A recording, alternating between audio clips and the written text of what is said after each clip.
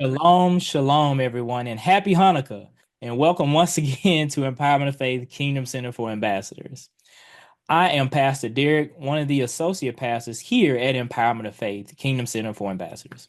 And if you haven't already, go ahead and like the channel, subscribe to the channel, and be sure to check out all our other videos concerning Hanukkah.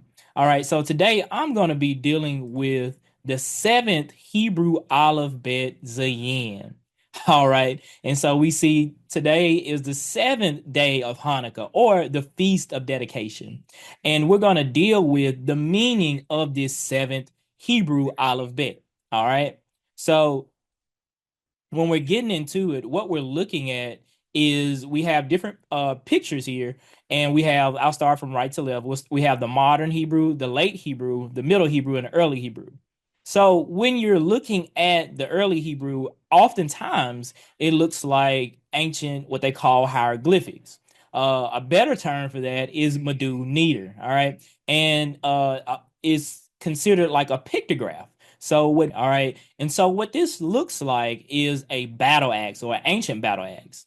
And we know that one of the meanings of Zayin is to cut. All right, just a simple meaning. When you're looking at it, it means to cut or a weapon. All right, but we're gonna get to the extended meaning. We're gonna break this word down because with these Hebrew alphabets, we see that they are not just letters, but they are letter words. You can break down each letter into another word, and you continue to break it down and continue to break it down. All right, so if we break down the spelling for this Hebrew alphabet, Zayin, it is spelled Zayin Yu Nun. All right, and I have the meanings for each one here. Zayin means to cut covenant, to expose the weapon of the word. Yud or Yod is the power or creative ability of Elohim. Noon means the seed of life or activity. All right, so if we put all of this together, um, we'll get the full extended meaning of Zayin rather than just, to cut or the weapon. All right, we'll see if we break this word down. We'll have to understand that the noon, also what we have to see is that the word it gives us life. All right, so remember that when we're looking at the noon. So that's how we get this meaning.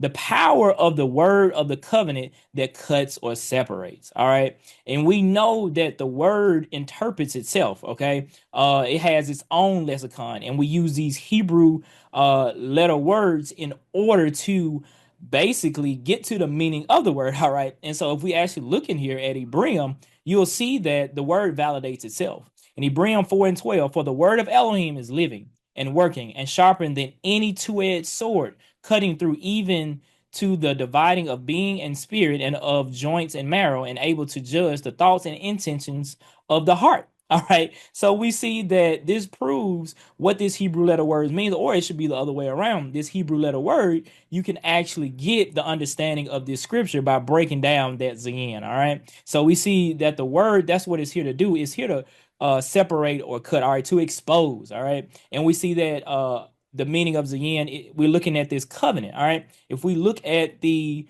one of the covenants that we have is the Shabbat covenant, we see that on the seventh day that Elohim, many people say he rested. He doesn't need to rest. What he did on that seventh day was that he established a covenant. It came after his creation. He established a covenant for us to provide us with peace, protection, and provisions. That's what the Shabbat covenant is for. All right.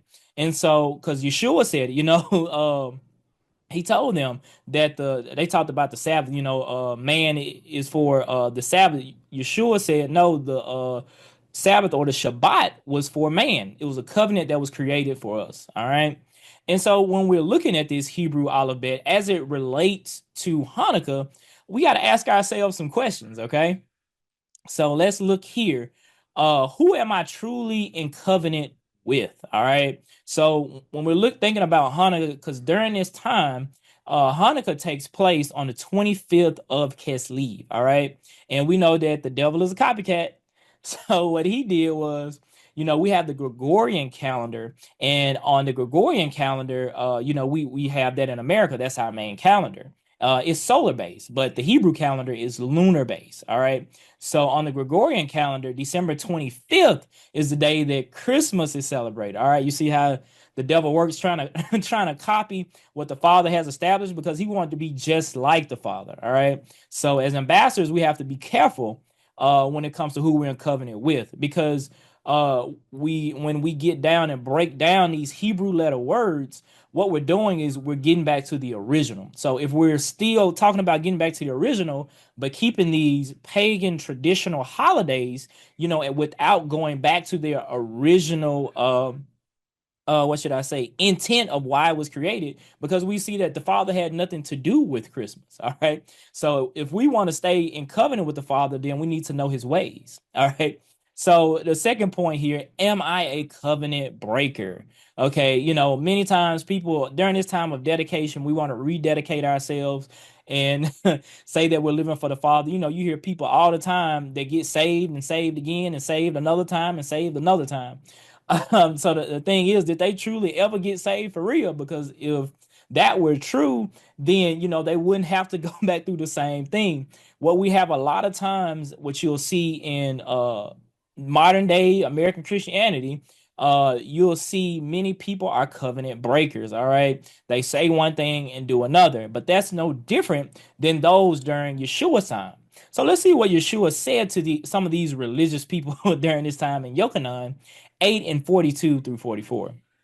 Yeshua said to them, if Elohim were your father, you would love me, for I came forth from Elohim and am here. For I have not come of myself, but he sent me. Why do you not know what I say? Because you are unable to hear my word. You are of your father the devil, and the desires of your father you wish to do. He was a murderer from the beginning and has not stood in the truth, because there is no truth in him. When he speaks to lie, he speaks of his own, for he is a liar and the father of it.